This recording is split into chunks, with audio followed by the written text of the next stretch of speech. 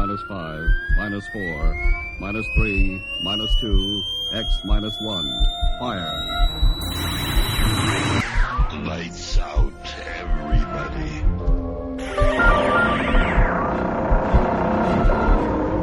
The creaking door. Dimension X. Inner Sanctum Mystery. X minus 1. Dark fantasy.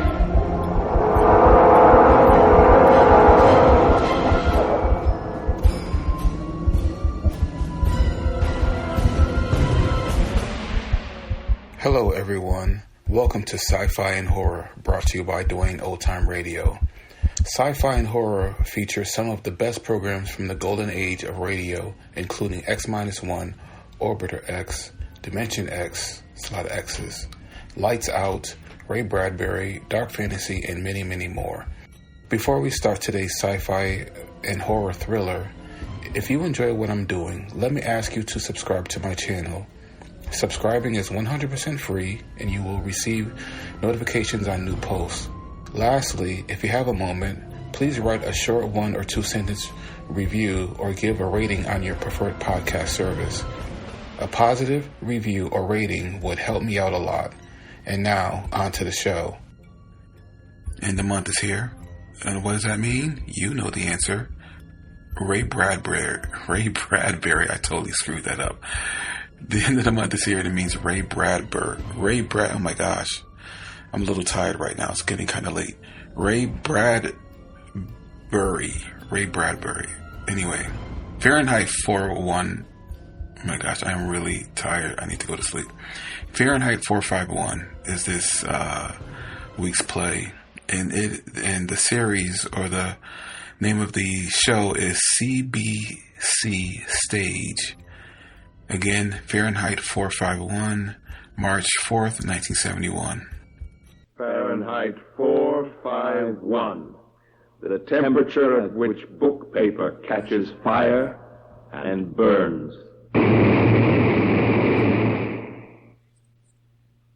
Hello? Hello. You're our new neighbor, aren't you? Yes. And you must be the fireman. How did you know? Well, the salamander on your arm and the phoenix disc on your chest. I see. Well, I'd have known it with my eyes shut. What? The smell of the kerosene? My wife always complains. You never wash it off completely. No, you don't. Kerosene is nothing but perfume to me. Does it seem like that? Really? Of course. Why not? I don't know. Do you mind if I walk back with you? I'm Clarissa McClellan. Clarisse? Guy Montag. Come on along.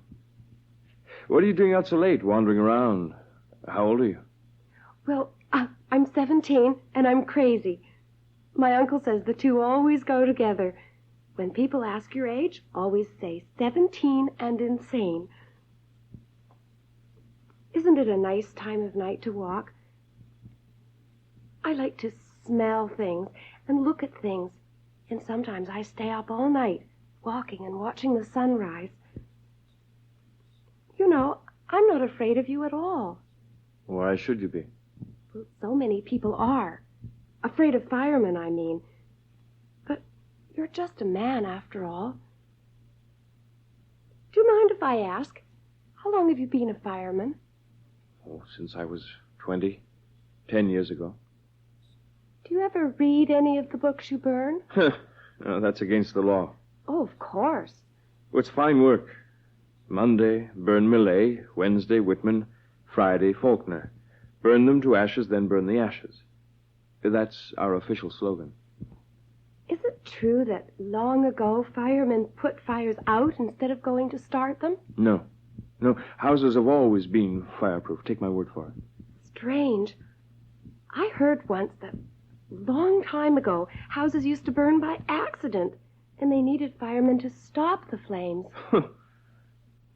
Why are you laughing? I don't know. Why? Well, you laugh when I haven't been funny, and you answer right off. You never stop to think what I ask you. You are an odd one. Haven't you any respect? Have you ever watched the jet cars racing on the boulevards down that way? You're changing the subject. I sometimes think drivers don't know what grass is or flowers because they never see them slowly. If you showed a driver a green blur, oh, yes, he'd say, that's grass. A pink blur, that's a rose garden. White blurs are houses. Brown blurs are cows. My uncle drove slowly on a highway once. He drove 40 miles an hour, and they jailed him for 2 days. Isn't that funny? And sad, too. You think too many things. Well, I rarely watch the parlor walls or go to the races or fun parks. So I guess I've lots of time for crazy thoughts. Have you seen the 200-foot-long billboards in the country beyond town? Did you know that once billboards were 20 feet long? But the cars started rushing by so quickly that they had to stretch the advertising out so that it would last. Huh. I never thought of that. I bet I know something else you don't know. There's dew on the grass in the morning. And if you look, there's a man in the moon. Well, this is my house. Yes. What's going on? Why are all those lights on? Oh, it's just my parents and my uncle sitting around talking. It's like being a pedestrian, only rarer. My uncle was arrested another time, did I tell you? For being a pedestrian. Oh, we're most peculiar. Your uncle must be a remarkable man. Oh, he is. He certainly is. Well, good night. Are you happy? Am I what? Mildred. Yeah, you've got to clean them out both ways. No use getting the stomach if you don't clean the blood. Leave that stuff in the blood, and the blood hits the brain like a mallet. Bang! A couple of thousand times, and the brain just gives up, just quits. Stop it. I was just saying. Are you done? Yep. That's $50. Well, first, why don't you tell me if she'll be all right? Sure, she'll be okay. You're not an MD. Why didn't they send an MD from emergency? Hell, we get these suicides 9 or 10 a night. We got so many starting a few years ago, we had these official machines built. Pump them out, and that's it. You don't need an MD in a case like this. All you need is 2 handymen. Clear up the problem in half an hour. Look, we gotta go. Just had another call on the old ear thimble. 10 blocks from here. Call us if you need us again. Keep her quiet. We got a contraceptive in her, and she'll wake up hungry. So long. Clarice, Mildred, the uncle, the fire, the tablets.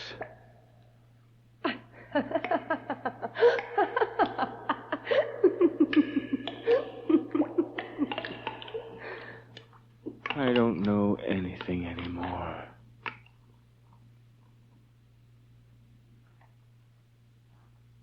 I don't know why I should be so hungry. You... I'm hungry. Last night... What about last night? Don't you remember? What? Did we have a wild party or something? Oh, I feel like a hangover. You took all the pills in your bottle last night. I wouldn't do a thing like that. Why would I do a thing like that? I don't know. I didn't do that. Never in a billion years. All right, if you say so. What's on this afternoon? Well, a play comes on the wall-to-wall circuit in 10 minutes. They mailed me my part this morning. I sent in some box tops. They write the script with one part missing. It's a new idea. The homemaker, that's me, is the missing part. When it comes time for the missing lines, they all look at me out of the 3 walls, and I say the lines. Here, for instance, the man says, "What do you think of this whole idea, Helen?" And he looks at me, sitting here center stage, see? And I say, I think that's fine. And then they all go on with the play until he says, do you agree to that, Helen? And I say, I sure do. Isn't that fun, Guy? What's the play about? I just told you. There are these people named Bob and Ruth and Helen. Oh. It's really fun. It'll be even more fun when we can afford to have the fourth wall installed. How long you figure before we save up and get the fourth wall torn out and the fourth wall TV put in? It's only $2,000. Well, that's 1/3 of my yearly pay. It's only $2,000. Oh, we could do without a few things. We're already doing without a few things to pay for the third wall. We put it in only 2 months ago, remember? Is that all it was? Well, goodbye, dear. Goodbye.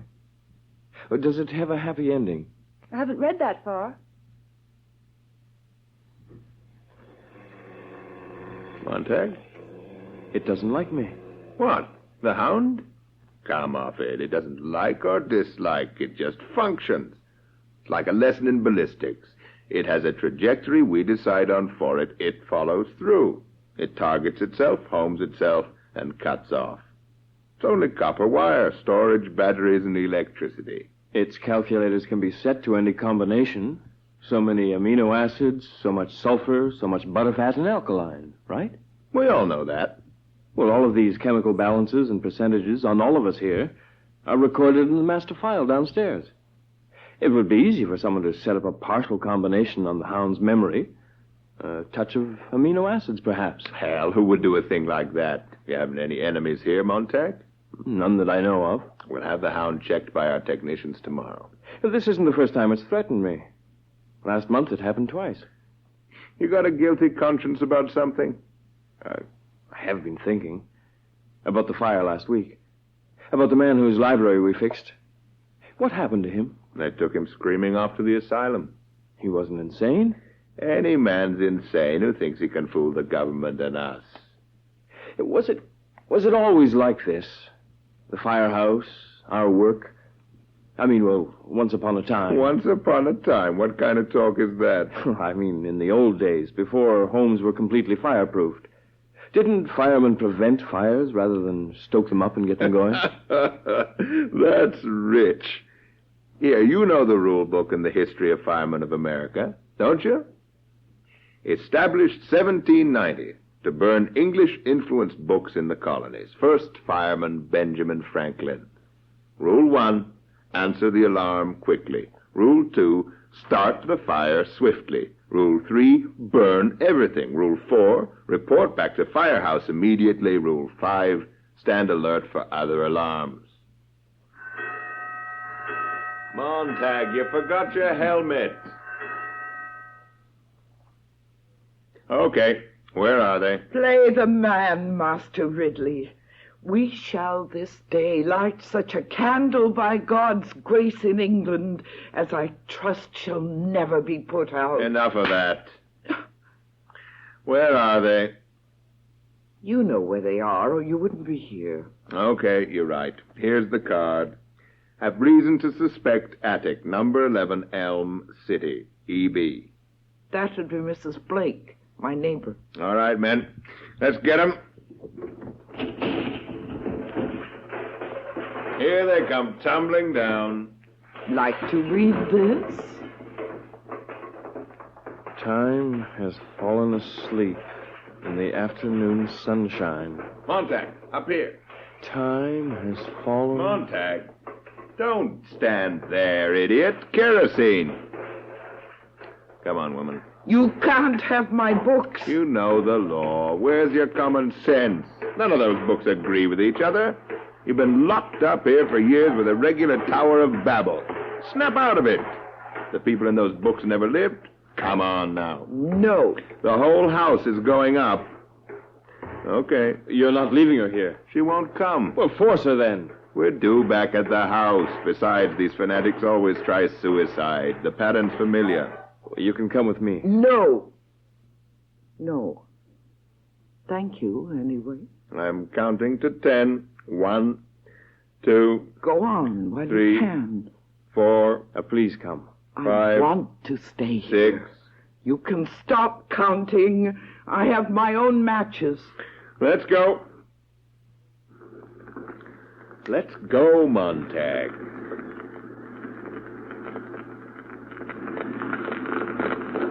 Master Ridley.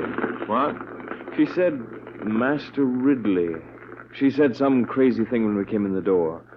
Play the man, she said. Master Ridley, something, something, something. A man named Latimer said that to a man named Nicholas Ridley as they were being burnt alive at Oxford for heresy on October 16, 1555. I'm full of bits and pieces. Most fire captains have to be. Watch it, Stoneman! Damn, you're gone right by our turn. Millie, What? I didn't mean to wake you. What I want to know is, Well, when did we meet? when did we meet for what? I mean originally. The first time we ever met. Where was it and when? Oh, it was at... I don't know. Can't you remember? Oh, it's been so long. Only 10 years, that's all. Only 10. Don't get excited. I'm trying to think. Funny. How funny not to remember where or when you met your husband or wife. Mildred, do you know that girl I was telling you about? What girl? The girl next door? What girl next door? You know, the high school girl. Clarice, her name is. Oh, yes. I haven't seen her for a few days. Have you seen her? No. I've meant to talk to you about her. Strange. Oh, I know the one you mean. I meant to tell you. Forgot. What is it? I think she's gone. Gone? The whole family moved out somewhere, but she's gone for good. I think she's dead. No, we couldn't be talking about the same girl. No, the same girl, McClellan. McClellan. Run over by a car 4 days ago. I'm not sure, but I think she's dead. The family moved out anyway. I don't know, but I think she's dead. You're not sure of it? No, not sure. Pretty sure. Why didn't you tell me sooner? Forgot. 4 days ago. I forgot all about it. 4 days ago. Good night.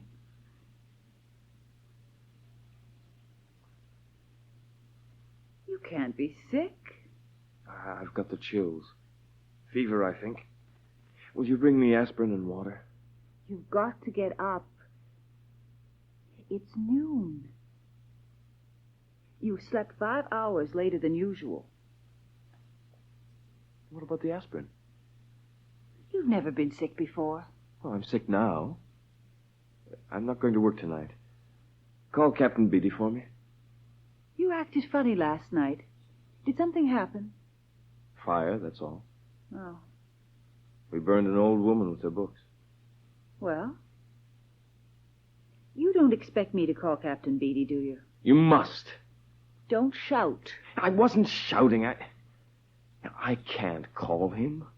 I can't tell him I'm sick. Why? Mildred, how would it be if...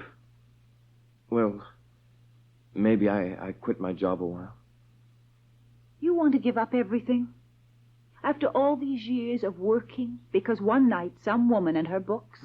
You weren't there. You didn't see. There must be something in books. Things we can't imagine. To make a woman stay in a burning house. There must be something there. You don't stay for nothing. She was simple-minded. You ever see a burned house? It smolders for days. Well, this fire will last me the rest of my life. God. I've been trying to put it out in my mind all night. I'm crazy with trying. You should have thought of that before becoming a fireman. Thought? Was I given a choice? My grandfather and father were firemen. In my sleep, I ran after them.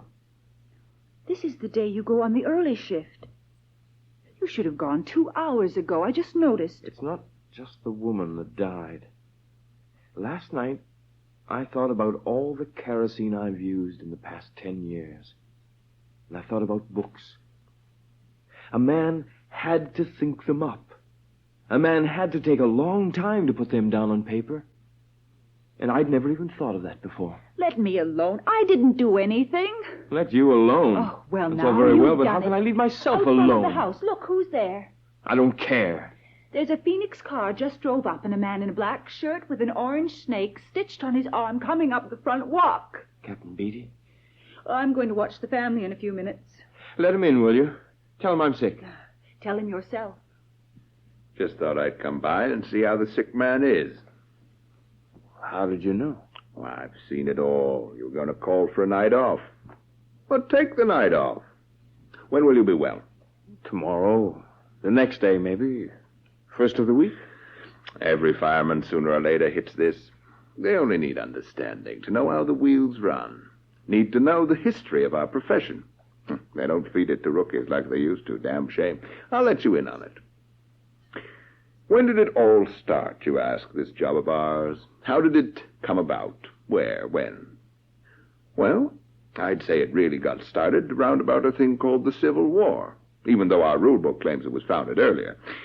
The fact is, we didn't get along well until photography came into its own. Then motion pictures in the early 20th century. Radio, television, things began to have mass. And because they had mass, they became simpler. Classics cut to fit 15-minute radio shows, then cut again to fill a 2-minute book column, winding up at last as a 10 or 12-line dictionary resume. School is shortened, discipline relaxed. Life is immediate, the job counts. Pleasure lies all about after work. Why learn anything save pressing buttons, pulling switches, fitting nuts and bolts? Let me fix your pillow. No. The zipper displaces the button, and a man lacks just that much time to think while dressing at dawn. A philosophical hour, and thus a melancholy hour. You like bowling, don't you, Montag? Bowling? Yes. And golf? Golf was a fine game. Basketball, billiards, football, hockey? The fine games, all of them. More sports for everyone. Group spirit, fun. And you don't have to think, eh? Organize and super-organize super sports, eh? Here, let me. Now get away. Life becomes one big pratfall, Montag. Everything bang, boff, and wow. Wow. For God's sake, let me be. What's this here? Sit down. We're talking. Isn't the family on yet? Okay. Okay, guys. Now, let's take up the minorities in our civilization, shall we? Bigger the population, the more minorities. Don't step on the toes of the dog lovers, the cat lovers, doctors, lawyers, merchants, chiefs, Mormons, Baptists, second-generation Chinese, Swedes, Italians, people from Oregon, people from Mexico. The people in this book, this play, this TV serial are not meant to represent any actual painters, cartographers, mechanics, anywhere. The bigger your market, Montag, the less you handle controversy. Remember that. All the minor minorities with their navels to be kept clean. Authors full of evil thoughts, lock up your typewriters. They did. Magazines became a nice blend of vanilla tapioca. It didn't come from the government down. There was no dictum, no declaration, no censorship to start with, no. Technology, mass exploitation, and minority pressure carried the trick, thank God. Yes, but what about the firemen then? What more easily explained and natural? With school, turning out more runners, jumpers, racers, grabbers, snatchers, and flyers, instead of examiners, critics, knowers, and imaginative creators, the word intellectual, of course, became the swear word it deserved to be. You always dread the unfamiliar. Surely you remember the boy in your own school class who was exceptionally bright. Did most of the reciting and answering while the others sat like so many leaden idols, hating him. And wasn't it this bright boy you selected for beatings and tortures after hours? Of course it was. We must all be alike. Not everyone born free and equal, as the Constitution says, but everyone made equal. Each man the image of every other. Then all are happy, for there are no mountains to make them cower, to judge themselves against. So, a book is a loaded gun in the house next door. Burn it. Take the shot from the weapon. Breach man's mind. Who knows who might be the target of the well-read man? Me? I won't stomach them for a minute. And so, when houses were finally fireproofed completely all over the world, there was no longer need of firemen for the old purposes.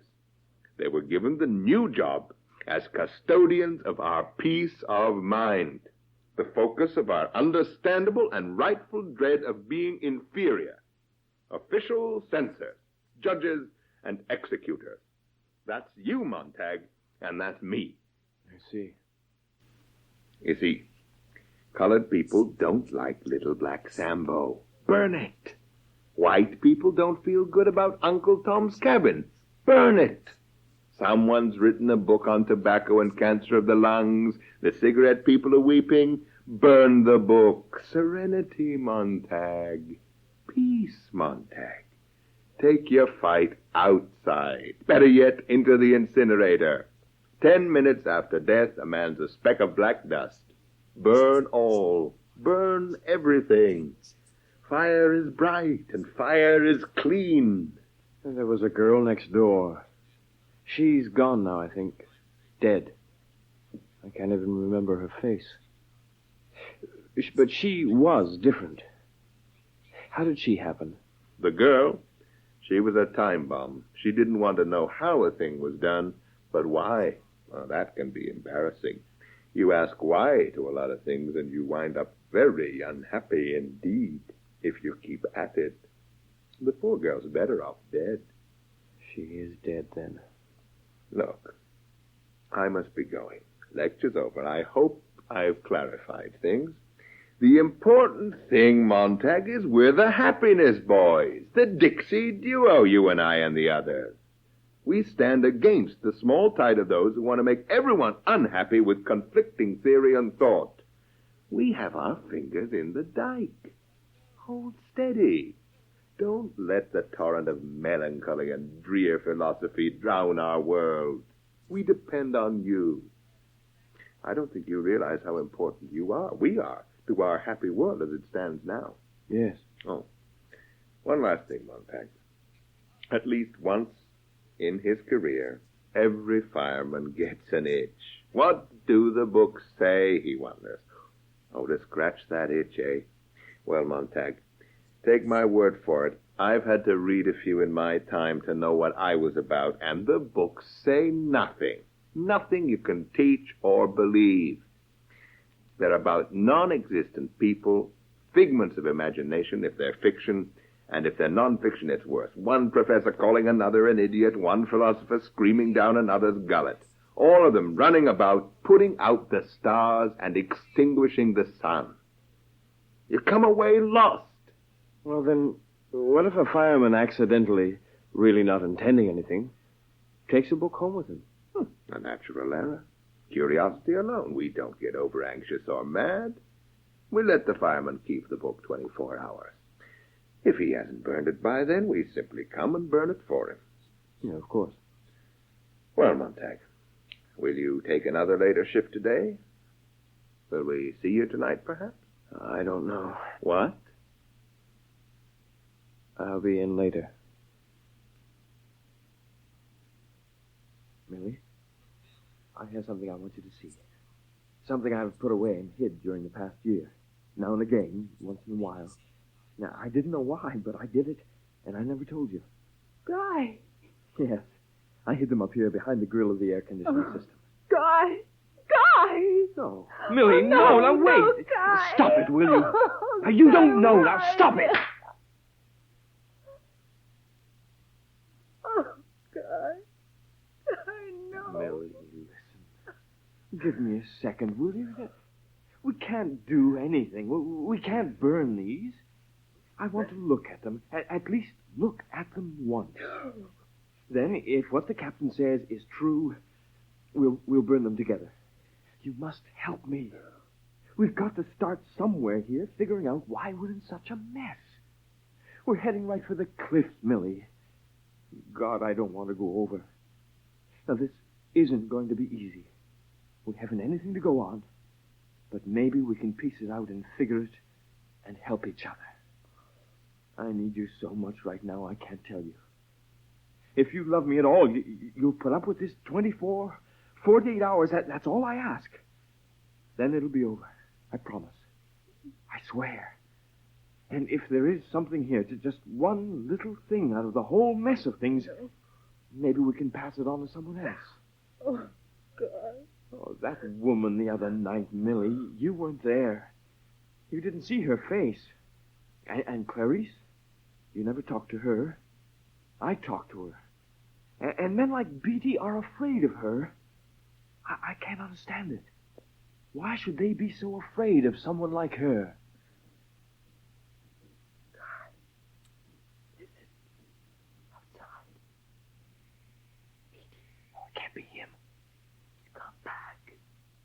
He won't answer. He'll come in and burn us and the books. God. He's gone. Whoever it was, he's gone. Yes. Now, let's see what this says. No, Guy. I don't want to hear. It is computed that 11,000 persons have at several times suffered death rather than submit to break their eggs at the smaller end. Oh, what does it mean? It doesn't mean anything. The captain was right.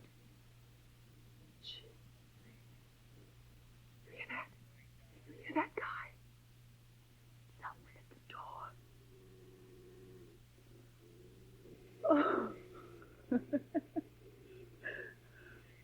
It's only a dog, that's what. You want me to shoo him away? Stay where you are. He's gone. Let's get back to work. Damn it, don't kick those books around. Books aren't people. My family on the parlor wall, they're people. They tell me things. I laugh, they laugh, and the colors. Yes, I know.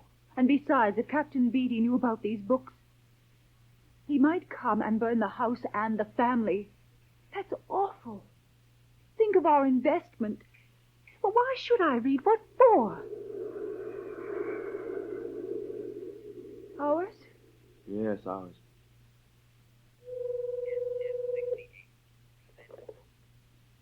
Hello? Anne. Oh, Anne, how are you? Oh, yes. Yes, the White Clown's on tonight.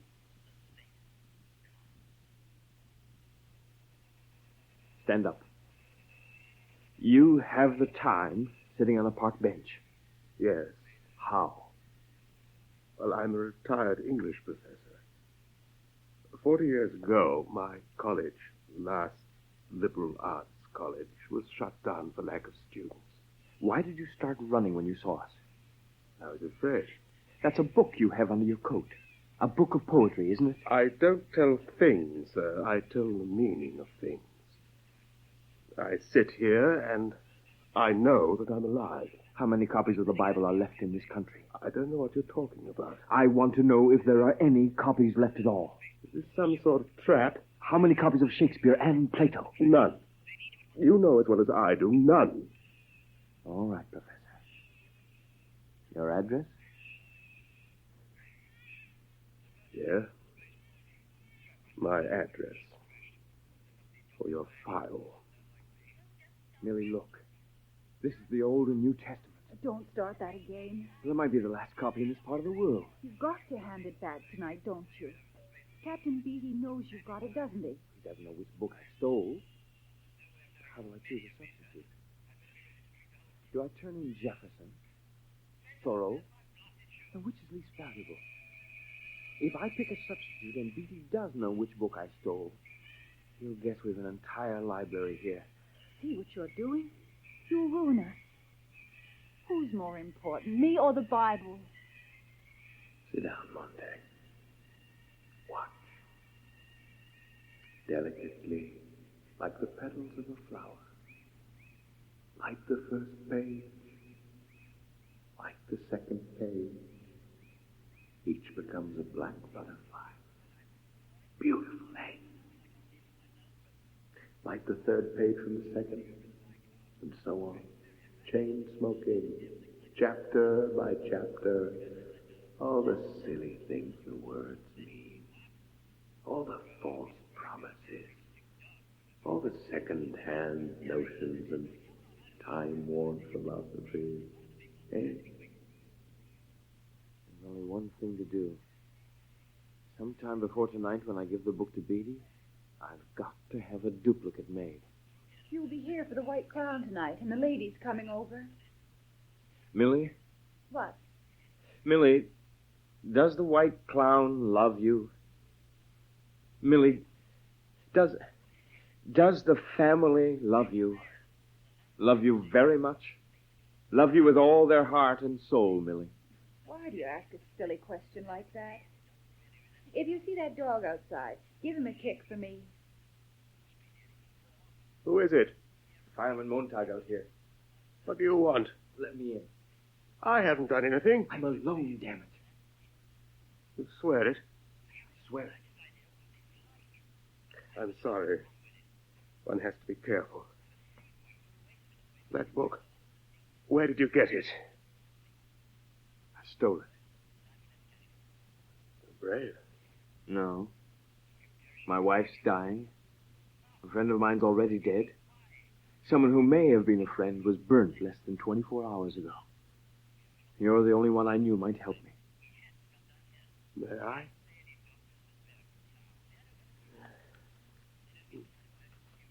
It's been a long time. I'm not a religious man, but it's been a long time. Yes, it's as good as I remember. Lord, how they change it in our parlors these days. Christ is one of the family now. You know, I often wonder if God recognizes his own son the way he dressed him up. He's a regular peppermint stick now, all sugar crystal and saccharine when he isn't making veiled references to certain commercial products that every worshipper absolutely needs. You know, books smell like nutmeg or some spice from a foreign land. I loved to smell them when I was a little boy. Lord, there were a lot of lovely books once, before we let them go. Mr. Montag, you are looking at a coward. I saw the way things were going a long time back. I said nothing. Now it's too late. Well, suppose you tell me why you came here. Nobody listens anymore. I can't talk to the walls because they're yelling at me. I can't talk to my wife. She listens to the walls. I just want someone to hear what I have to say. And maybe if I talk long enough, it'll make sense. And I want you to teach me to understand what I read. How did you get shaken up? What knocked the torch out of your hands? I don't know. We have everything we need to be happy, but we aren't happy. Something's missing. I looked around. The only thing I positively knew was gone was the books I'd burned in 10, 12 years. So I thought books might help. You're a hopeless romantic. It would be funny if it were not so serious. It's not books you need, it's some of the things that once were in books. The same things could be in the parlor families today. The same infinite detail and awareness could be projected through the radio and televisors, but they're not. No, it's not books at all that you're looking for. You take it where you can find it. The old phonograph records, old motion pictures, and old friends. Look for it in nature, and look for it in yourself. This afternoon I thought that if it turned out that books were worthwhile, we might get a press and print some extra copies. We? You and I. Oh, no. But let me tell you my plan. If you insist on telling me, I must ask you to leave. No, but aren't you interested? Not if you start talking the sort of talk that might get me burnt for my trouble. Now, if you were to suggest that we print extra books and arrange to have them hidden in firemen's houses all over the country so that seeds of suspicion would be sown among these arsonists. Bravo, I'd say. Plant the books. Turn in an alarm and see the firemen's houses burn. Is that what you mean? I was only joking. If you thought it would be a plan worth trying, I'd have to take your word it would help. Well? You're absolutely serious? Absolutely. It's an insidious plan. The salamander devours his tail. God. Now, I've a list of firemen's residences everywhere, with some sort of underground... Can't trust people. That's the dirty part. You and I, and who else will set the fires, hmm? Well, aren't there professors like yourself, former writers, historians, linguists? But that would just nibble the edges. Can you dance faster than the White Clown, shout louder than Mr. Gimmick and the Parlor families? If you can, you'll win your way, Montag. In any event, you're a fool. People are having fun. Then you don't care anymore. I care so much, I'm sick. And you won't help me. I'm too tired. Good night. Would you like to own this Bible? Stop! Stop! I give my right arm. All right, what do you want? I need you to teach me. All right, all right. I've tried to remember things. I've been learning verses from a book called Ecclesiastes. But hell, they're gone when I turn my head. God, how I want something to say to the captain. He's read enough so he has all the answers, or he seems to have. His voice is like butter. I'm afraid he'll talk me back the way I was. Only a week ago, pumping a kerosene hose, I thought, God, this really is fun. Those who don't build must burn.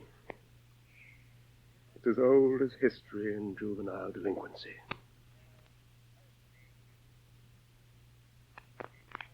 Montag.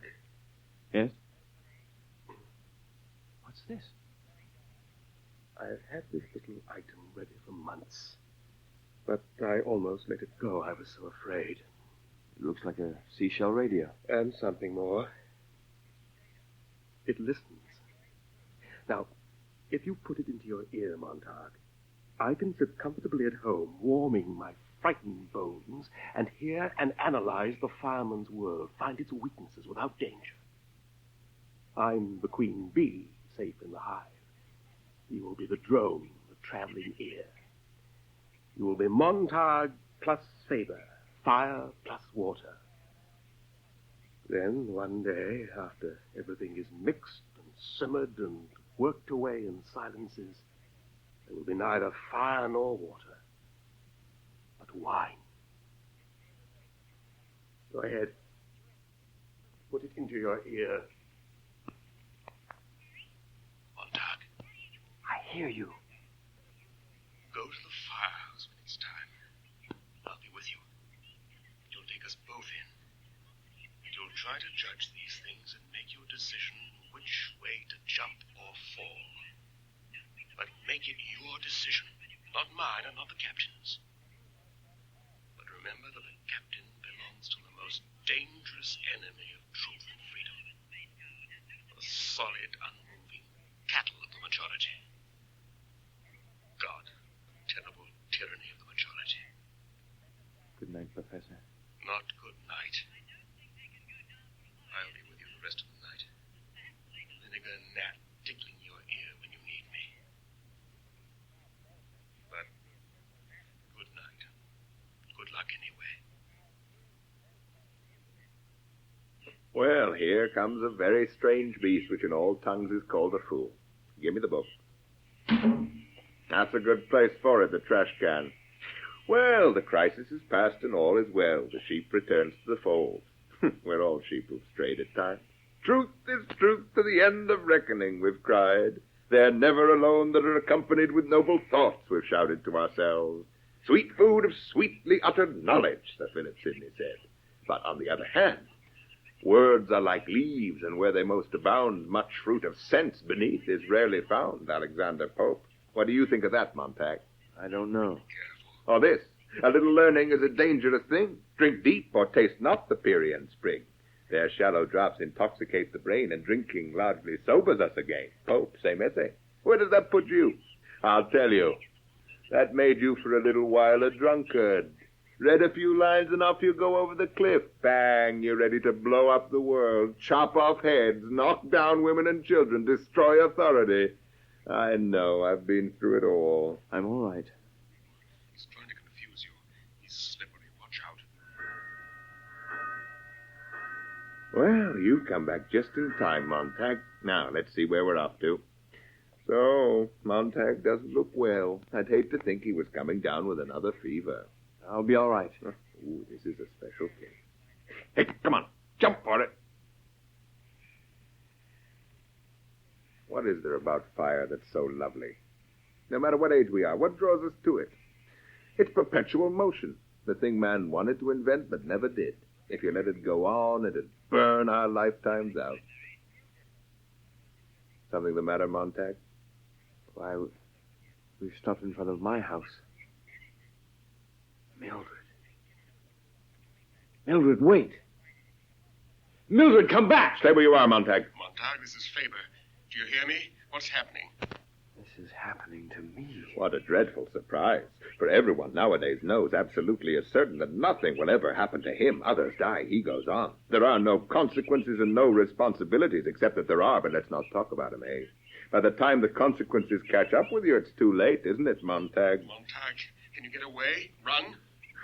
What is fire? It's a mystery. Scientists give us gobbledygook about friction and molecules, but they don't really know. Its real beauty is that it destroys responsibility and consequences. A problem gets too burdensome, then into the furnace with it. Now, Montag, you're a burden. And fire will lift you off my shoulders clean, quick, sure, nothing to rot later. Antibiotic, aesthetic, practical. Mildred. Yes, Mildred. I want you to do this job all by your lonesome, Montag. Not with kerosene and a match, but piecework, with a flamethrower. Your house, your cleanup. Montag, can't you run, get away? No, the hound. Yeah, the hound's somewhere about the neighborhood, so don't try anything. Ready? Ready. Fire. Montag! When you're quite finished, you're under arrest. Hey, what's this? Wow. Ooh, well, a little green bullet, and it came out of your ear. Well, so there's more here than I thought. I saw you tilt your head, listening. Yeah, well, we'll drop this on your friend. No. Well, that's one way to get an audience. Hold a gun on a man and force him to listen to your speech. Speech away. What'll it be this time? Why don't you belt Shakespeare at me, you fumbling snob? There is no terror, Cassius, in your threats, for I am armed so strong in honesty that they pass by me as an idle wind which I respect not. How's that? Go ahead now, you second-hand litterateur. Pull the trigger. We never burn right. Hand it over, Montag. Hand over the flamethrower. Police alert. Wanted fugitive in city. Has committed murder and crime against the state. Name Montag. Occupation fireman. Last seen. Watch for a man running. Watch for the running man. Watch for a man alone, on foot. Watch. Faber, I've been a fool all down the line. I can't stay long. I'm on my way God knows where. At least you were a fool about the right things. I thought you were dead. The audio capsule I gave you... No, it's burned. I heard the captain talking to you, and suddenly there was nothing. Well, the captain's dead. I killed him with a flamethrower. My God, how did this happen? It was only the other night everything was fine, and the next thing I know, I'm drowning. How many times can a man go down and still be alive? I can't breathe. There's Beatty dead, and he was my friend once. And there's Millie gone, and I thought she was my wife, but no, I don't know. And the house all burnt, and my job gone, and myself on the run, and I planted a book in a fireman's house on the way.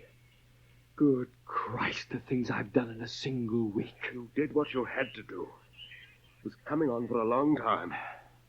Yes, I believe that.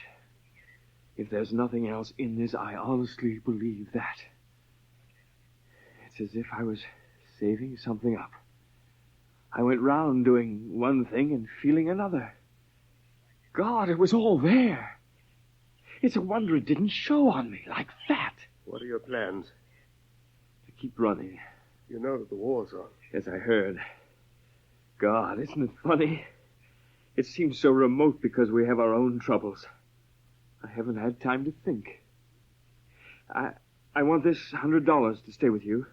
Use it in any way that'll help when I'm gone. Yes, but I might be dead by noon.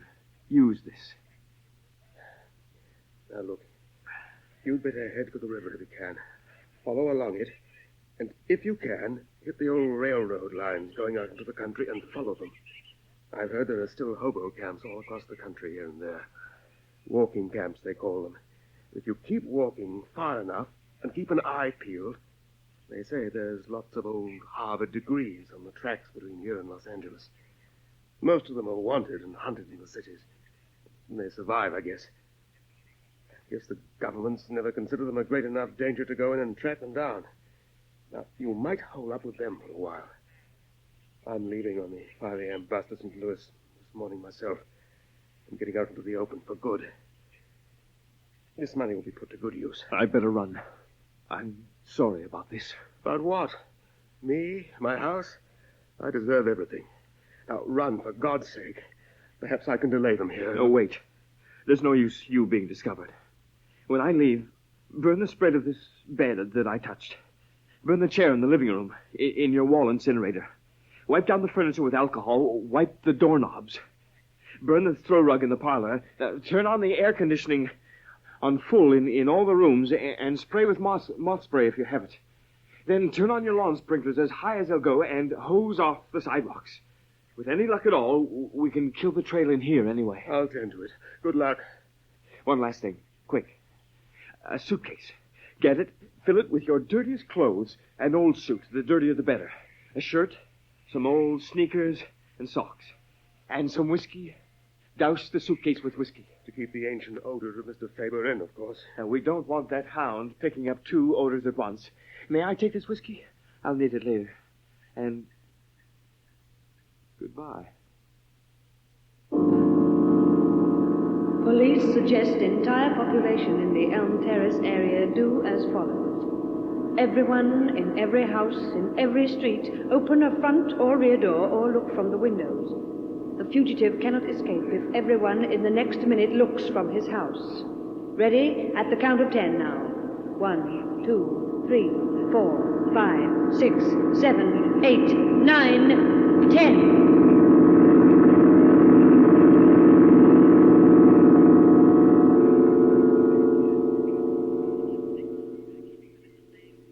You're welcome here, Montag. My name's Granger. You know my name. We've watched the chase on TV. Figured you'd wind up south along the river. And we heard you plunging around out in the forest like a drunken elk. We didn't hide as we usually do. We figured you were in the river when the helicopter camera swung back in over the city. Welcome back from the dead. You might as well know all of us now.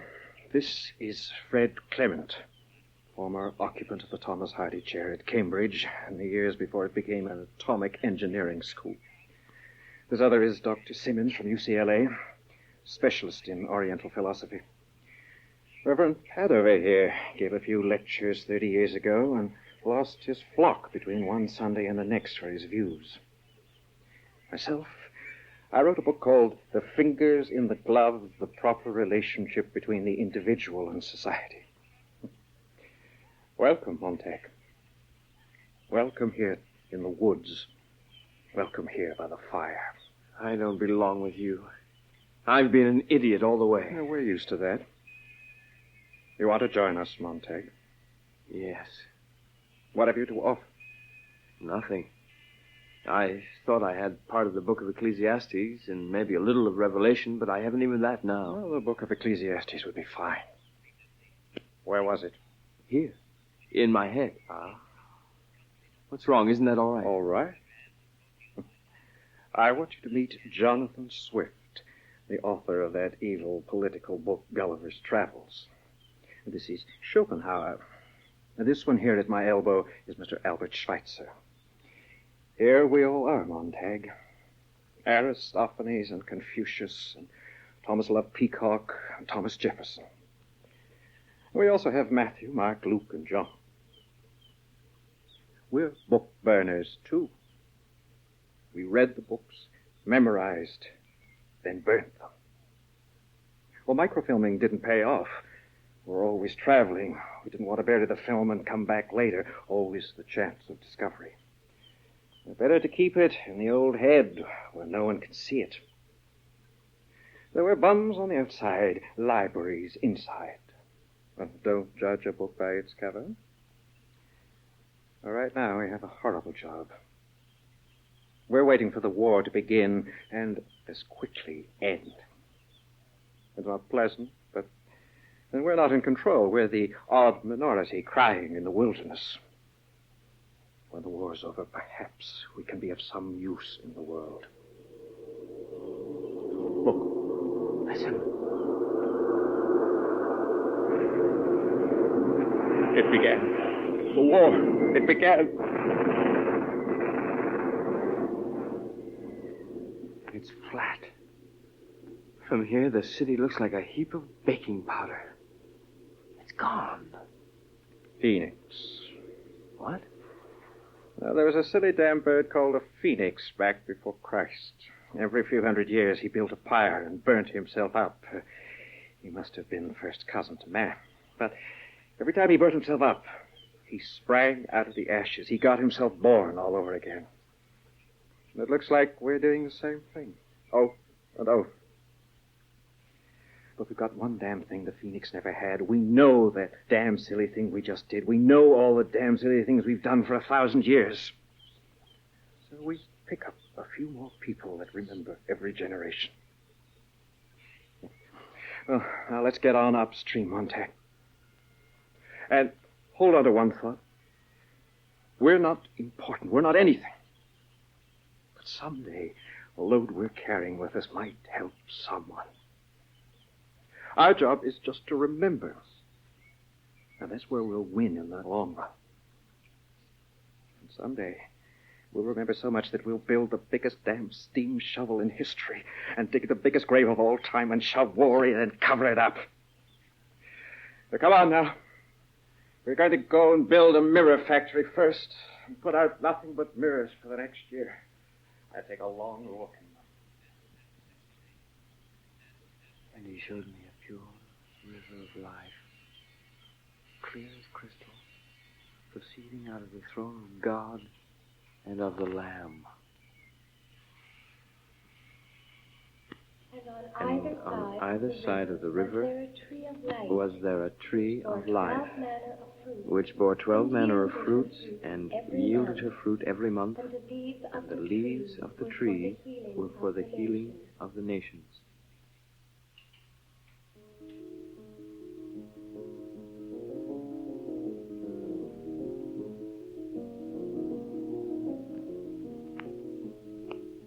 CBC Stage has presented Ray Bradbury's Fahrenheit 451 in adaptation by Otto Lowy. In the cast, Neal Denard played Montag. Ellen Scarfe played the fire captain, with Linda Sorenson, Sharon Kirk, Peter Hobwerth, Dorothy Davies, Merv Componi, Derek Walston, and Anni Scarfe. Sound, Lars Eastholm. Technical, Bob Spence. Fahrenheit 451 was produced by the CBC in Vancouver under the direction of Don Mowatt.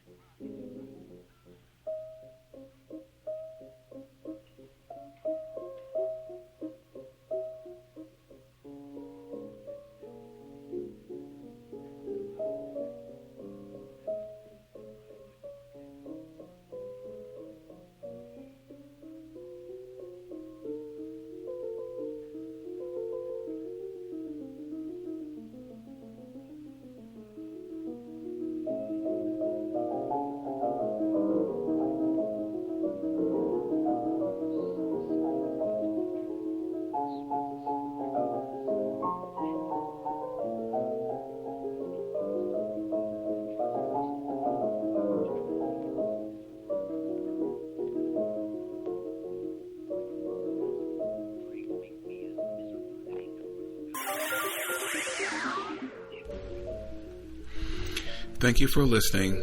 If you enjoy what I'm doing, I ask you to please subscribe to my channel or channels. Well, hope you enjoyed, and until next time, stay safe, wish you well, peace.